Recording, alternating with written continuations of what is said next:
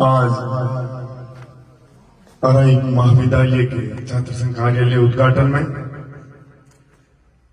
मेरे को मौका मिला आप लोगों के साथ शामिल होने का। ये मेरा सौभाग्य है। मैं भाई छात्र संघ अध्यक्ष और इनकी पूरी टीम को बधाई और शुभकामना देता हूं और इन भाइयों से निवेदन भी करता हूं कि इस महाविद्यालय के भाई बहनों ने जिस उम्मीद और जिन सपनों के साथ आपको चुना है, उनकी उम्मीदों और सपनों पे खरे उतरना, क्योंकि ये शिक्षा का मंदिर है। यह शिक्षा का आधार मजबूत होना चाहिए, क्योंकि यहाँ गांव के छोटे छोटे ढाणियों के, गांव के किसानों के, मजदूर परिवार के छात्र छात्राएं पढ़ने के लिए आती है, अपने खुद के सपने साकार करने के लिए, अपने माता पिता की उम्मीदों पे खरे उतरने के लिए। तो उन लोगों की पढ़ाई लिखाई का स्तर हमेशा मजबूत रहना चाहिए। उनको जहां भी समस्या आए तो उनकी समस्या का समाधान करवाना, जहां भी उनकी आवाज कमजोर हो उसको हमेशा बुलंद करने का कार्य करना है। क्योंकि ये राजनीति की पहली सीढ़ी छात्र राजनीति होती है, जिसके अंदर छात्र छात्राएं अपना वोट देके अपना प्रतिनिधि चुनते हैं और प्रतिनिधि को भी अपनी जिम्मेदारी से अवगत कराते हैं कि आपको महाविद्यालय में शिक्षा के लिए हमेशा उच्चतर कार्य करना चाहिए। साथियों, छात्र जीवन संघर्ष का पर्याय होता है। इस संघर्ष को सही दिशा में ले जाएंगे और जो मंजिल अपन ने चुनी है उसको पाके ही रुकना है। क्योंकि ये 2-5 साल का समय यदि अपन संघर्ष कर लेंगे तो सोचो आपके माता पिता का, आपके गांव ढाणी रिश्तेदारों का, इस देश और प्रदेश का भविष्य आपके कंधों पे। और यदि आप सही दिशा में जाओगे तो वो सुनहरा होगा। तो इसके लिए दिन रात मेहनत करके एक तस्वीर इस दिल में आपके में ये भी याद कर लिया करो कि आपके माता पिता कितना संघर्ष करके आपको पढ़ाते हैं, लिखाते हैं। क्योंकि उन लोगों के सपना है कि हम लोग अच्छा पढ़ लिख नहीं पाए, लेकिन हमारे बच्चे उस देश के उन ओहदों पे जाके स्थापित हो, उन ओहदों पे जाके बैठे जहां इस देश और प्रदेश का शासन चल रहा है। प्रशासन के मुख्य भागीदारी आप लोगों को बनना है। किसान और इस मजदूर परिवार के लोगों का भला तब होगा जब आप जैसे लोग उन्हें मोदों पे जाके बैठेंगे और इस देश और प्रदेश के लिए सही दिशा में कार्य करेंगे। बताया जा रहा है कि विधायक जी ने उद्घाटन की परमिशन नहीं दी। मैं आप लोगों को बताना चाहता हूं, ये जनता ही आपको हीरो बनाती है, सिंहासन पे बिठाती है।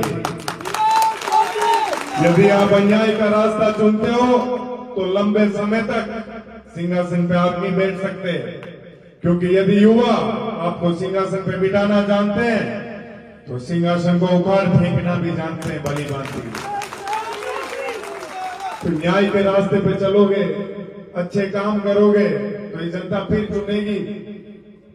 लेकिन ये जनता जनप्रतिनिधियों को चुनती है अपने सेवक के रूप में, और जब चुनावी समय पूरा हो जाता है, पद मिल जाता है, तो लोग भूल जाते हैं कि अपने चंद फायदे के लिए इस एक उम्मीद और सपने के साथ जो जनता आपको चुनती है उन्हीं के साथ आप अन्याय करते हो।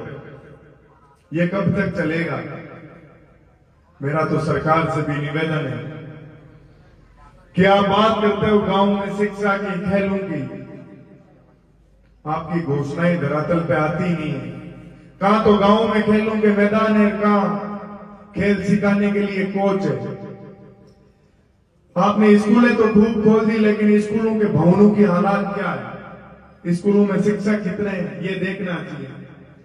आज सरकार की घोषणाएं होती है तो सिर्फ यहां तक आकर रुक जाती है कि फलाना पेपर रद्द हो गया।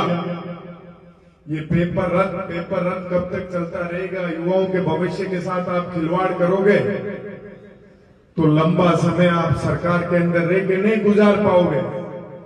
ये जनता आपको चुनती है इनके सुनहरे भविष्य के लिए, सुनहरे प्रदेश के लिए, लेकिन आप मुद्दों से, रास्ते से भटक जाते हो और व्यक्तिगत लड़ाइयों में शामिल हो जाते हो।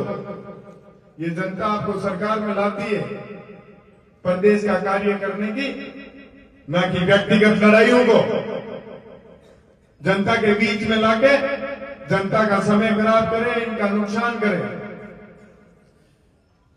आज युवाओं का भविष्य सुनहरा नहीं होगा तो देश और प्रदेश की स्थिति कितनी पिछड़ जाएगी।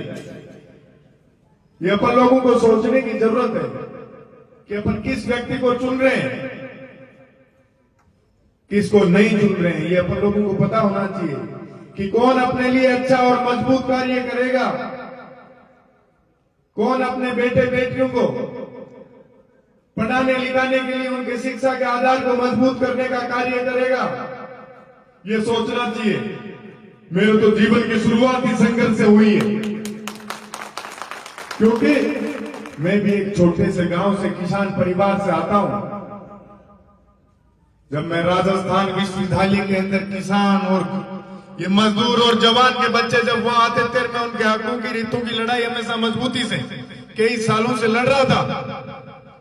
मेरे साथ भी अन्याय करने के लिए, मेरे सामने चुनाव लड़ने के लिए बड़े संगठन, मंत्रियों की बेटे बेटियां, उन लोगों को हराना मेरे लिए थोड़ा मुश्किल भरा तो था, लेकिन मैंने ठान लिया था मेरी मंजिल को पाने का, तो मैं वो रास्ता और वो दिशा नहीं छोड़ सकता। संघर्ष मैंने मेरे जीवन के अंदर हमेशा के लिए मेरे जेल में उतार लिया और मैंने उन सबको चुनाव के अंदर जीत दर्ज करके एक संदेश दिया कि मेरी जीत उन किसानों के नाम है जो किसान आंदोलन में शहीद हो गए थे। तो साथियों, आप लोगों को सीखना चाहिए कि रास्ते में अवरोध तो खूब आएंगे, लेकिन डट के लड़ेंगे तो आपकी मजबूत मंजिल आपके पास होगी। इसी के साथ मैं आप सब लोगों का धन्यवाद करता हूं। मैं माफी चाहूंगा, आपके बीच आने में मेरे को समय लग गया है, क्योंकि कल मैं बाड़मेर से चला था, नागौर, जोधपुर, चूरू, फिर होते हुए आप लोगों के बीच में पहुंचा। तो मैं खुद खूब चाह रहा था कि समय से आप लोगों के बीच में आ जाऊं, लेकिन पहुंचने में देरी हो गई, इसके लिए माफी चाहूंगा। आज जैसा आशीर्वाद, प्यार आप लोगों ने मुझे दिया, वैसा जीवन भर बनाए रखना। मैं आप लोगों के जहां भी संघर्ष में मुझे शामिल होने का मौका मिलेगा, मैं कंधे से कंधा मिला के मजबूती से आपके साथ खड़ा रहूंगा। मैं एक बार फिर से पूरे छात्र संघ को बधाई, शुभकामना दूंगा, और महाविद्यालय परिवार के जितने भी साथी यहाँ मौजूद है, उन लोगों को उनके उज्जवल भविष्य की शुभकामनाओं के साथ कभी भी मेरे लिए कोई काम हो तो मुझे याद करना। राम राम साहब, धन्यवाद।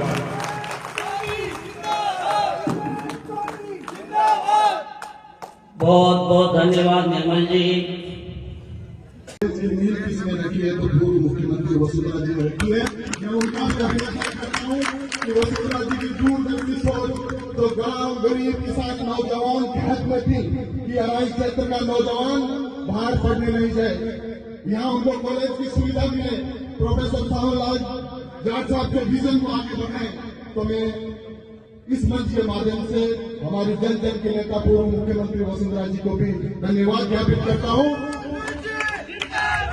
कि उन्होंने उनकी दूरदर्शी सोच ने इस आभा नगर को एक उपकरण के साथ साथ एक सुंदर कॉलेज भी दिया।